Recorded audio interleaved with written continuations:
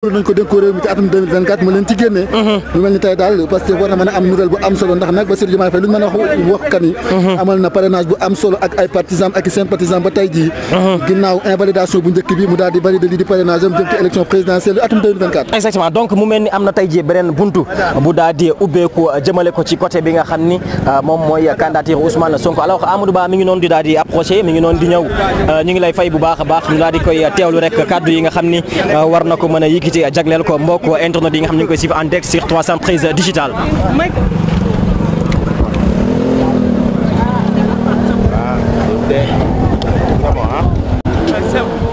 C'est bon gars yi wàcc leen seen micro yi wàcc leen seen micro yi.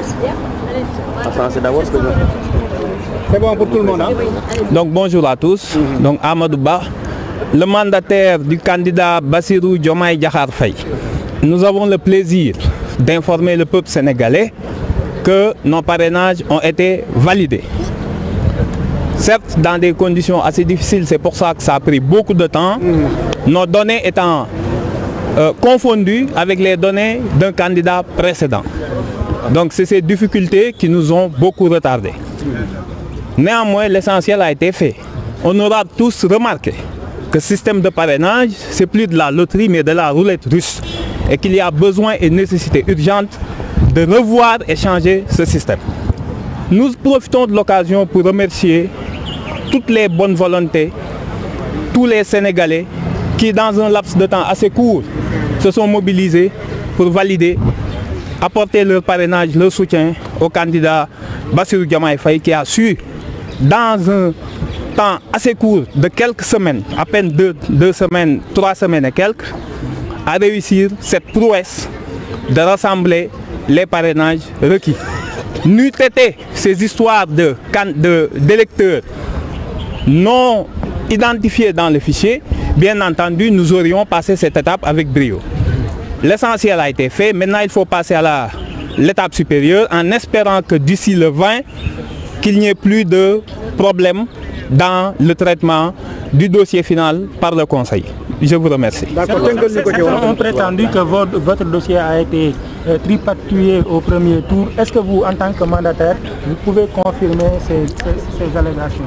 Ce qui est sûr et certain, c'est que tout le monde, tous les candidats, je pense, même des candidats anciens ministres qui ont voté, ont vu leur nom disparaître du fichier. C'est un problème quand même qu'on ne peut pas nier. La vérité, c'est qu'il faut que le fichier soit disponible dans le système qui devra venir.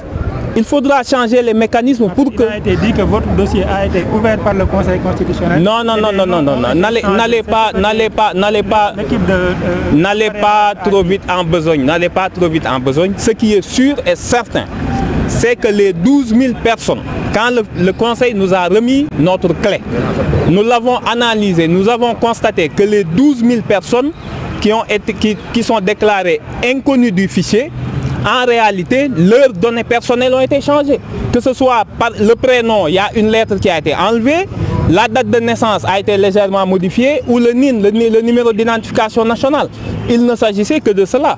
Vous savez, n'accusez pas, non, vraiment, vous ne pouvez pas nous pousser à la hussarde comme ça pour accuser le Conseil. Nous disons juste que nos données ont été changées et on peut apporter la preuve parce qu'on a une copie du dossier qu'on a déposé.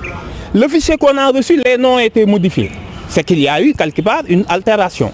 Cette étape étant passée, je pense que l'essentiel c'est on va se tourner vers le futur en espérant qu'il n'y ait plus d'accro pour la suite. Donc di wax asalaamaaleykum di nuyu mbokk yi di wax ni rek man la Amadou Ba mandataire candidat Bassirou Diomaye Diakhar Faye di leen wax ni rek ñu ngi am sant yàlla gu rëy di wax ni suñuy parrainage validé nañ ko xawoon naa nag jafe ndax yàgg nañ ci biir lool ndax ay jafe-jafe pour traiter clé bi li indi jafe-jafe yi mooy lu ci yàgg ñoom bi ñuy bind ak li ñuy traiter candidat ñun bi nga xam ne moo ñu jiitu ay données lañ ñu jox donc ñoom pendant longtemps ñu ngi traiter données kooku te xamuñu ni du suñu bos donc loolu moo ko xaw a tardeel mais yàlla def na ci jàmm ñuy remercier le peuple sénégalais bi nga xam ni ci diir bu ndaw contrairement à ñi si des fexe nañ ba Bassirou Diomaye Faye am parrainage yu doy te ñëpp xam nañ ni parrainage même ñetti weer doyul pour nga matal ko donc ñu ngi remercier le peuple sénégalais ñëpp ñi nga xam ni mobiliser nañ seen énergie di ñaan yàlla fii ak élection yi di ñëw régime bi bañ a indeeti benn problème parce que mbir mi jaxasoo na ba pare nañu xool léegi lan mooy ñoŋal élection yi pour jàmm mën a am ci réew mi merci.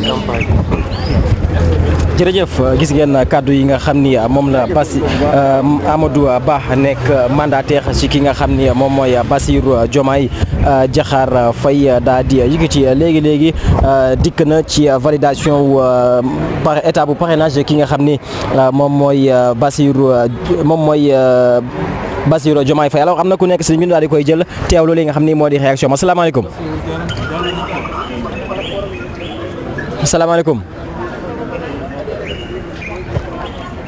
asalaamaaleykum mu mel ni rek moom déggante bi jotul la neex du ñàkk ci kanam tuuti dina daal di dugg joxaat li nga xam ni moom mooy point de vue am jëmale ko ci validation parrainage bi nga xam ni Amadou Ba nekk mandataire ci Bassirou Diomaye Faye léegi moom la ñu daal di confirmer mu nekk benn mbir moo xam ni tey ji dina neex ñu bëri ñu faree ci parti bi nga xam ni moom moo di Pastef asalaamaaleykum.